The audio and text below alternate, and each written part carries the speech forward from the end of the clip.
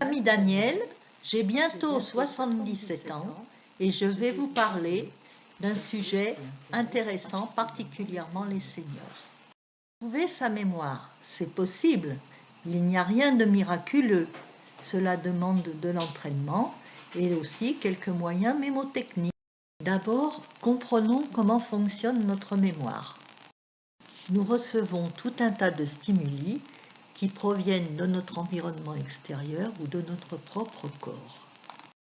Nous serions fous si nous devions absorber tous ces stimuli. Heureusement, il y a un filtre qui est constitué par nos 5 sens qui permettent de recevoir qu'une petite partie de ces stimuli. Ensuite, cela arrive dans notre cerveau pour être mémorisé et c'est grâce à un système d'association que notre cerveau retient des choses nouvelles en se référant à ce qu'il connaît déjà. Les 2 piliers de la mémorisation sont l'attention et la répétition. D'abord l'attention, car nous pensons souvent manquer de mémoire alors que nous manquons d'attention. Notre filtre se colmate. Nos sens n'ont plus la qualité qu'ils avaient quand nous étions plus jeunes. Nous n'entendons plus si bien, nous voyons mal. Et donc, les stimuli ne parviennent plus suffisamment à imprégner notre cerveau. La répétition, car nous savons depuis l'école que plus on répète sa leçon, mieux on la retient, car on crée de nouvelles associations dans notre cerveau. Maintenant, vous allez apprendre à mémoriser une liste de mots par la méthode des comptes. Prenons par exemple cette liste de mots. Vous allez visualiser ces mots avec des images fortes en vous servant de vos souvenirs et en mettant en jeu le maximum de vos sens. Ensuite, vous allez imaginer une histoire avec ces images, ce que j'appelle un conte, car plus l'histoire sera farfelue ou choquante ou amusante, plus votre mémoire s'en souviendra. Mémorisez ces mots.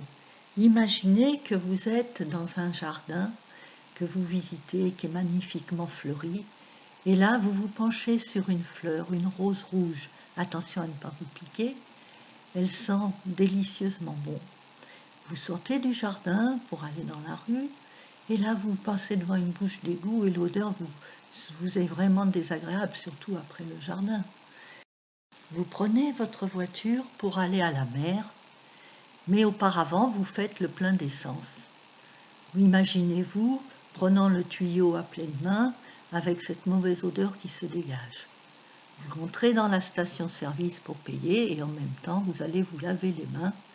Et là, vous retrouvez un savon de Marseille avec cette bonne odeur caractéristique.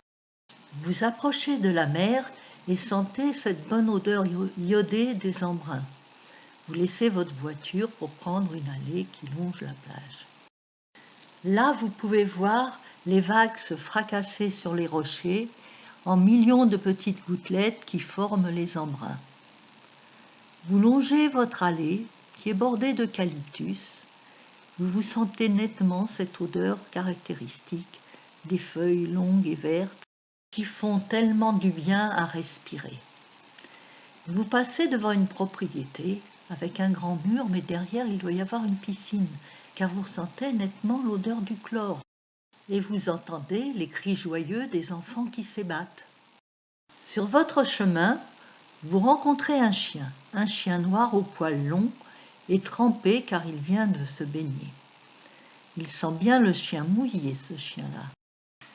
Vous continuez votre balade, mais vous sentez que vous avez de plus en plus mal aux pieds. Vous avez mis des chaussures de cuir neuves et le cuir est mal adapté pour des balades le long de la plage. Puis vous faites demi-tour et passez devant une propriété d'où sort une bonne odeur de barbecue. Cela vous fait penser que vous irez chez Toinou en arrivant, votre restaurant grill préféré, pour manger une bonne grillade qui finira cette belle journée. Notre conte est fini. Maintenant, pouvez-vous retrouver les mots de la liste ?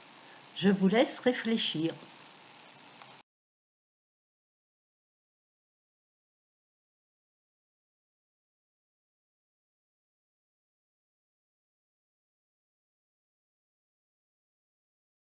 Les voici.